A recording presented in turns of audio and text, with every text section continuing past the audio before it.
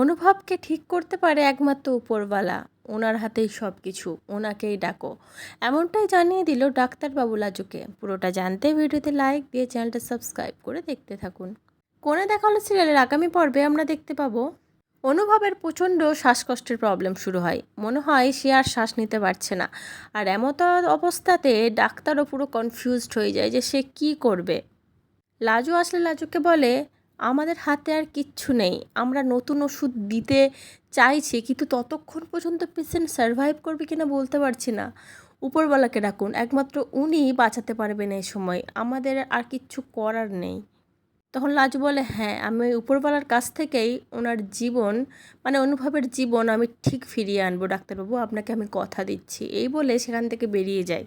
তারপরে অনুভবের কেবিনে অনুভবের মা কাকিমা এরা সবাই আসলে বনলতা লাজুর নামে উল্টোপাল্টা বলতে থাকে যে লাজু ওরা না থাকাকালীন মানে ডাক্তারবাবু না থাকাকালীন কোনো একটা ইঞ্জেকশন দিয়ে দিয়েছে অনুভবকে, ভুলভাল ইঞ্জেকশন, যার জন্য অনুভবের এখন এই অবস্থা। অনুভব মৃত্যুর সাথে লড়াই করছে। লাজু চায় না যে বনলতা ভালো থাকুক, অনুভব বেঁচে থাকুক। আর অন্যদিকে দেখা যায় লাজু একটা মন্দিরের কাছে গিয়ে পৌঁছায়। কাঁদতে কাঁদতে মন্দিরের ভিতরে ঢুকে গিয়ে বলতে থাকে, ভগবান, আজকে একটা আশা নিয়ে তোমার কাছে এসেছি, একটা ভিক্ষা চাইতে এসেছি, আমার মানুষটাকে ভালো করে দাও ভগবান। তখনই পিছন থেকে কে যেন একটা কর্কশ সুরে বলে উঠল, এই তুই কে রে?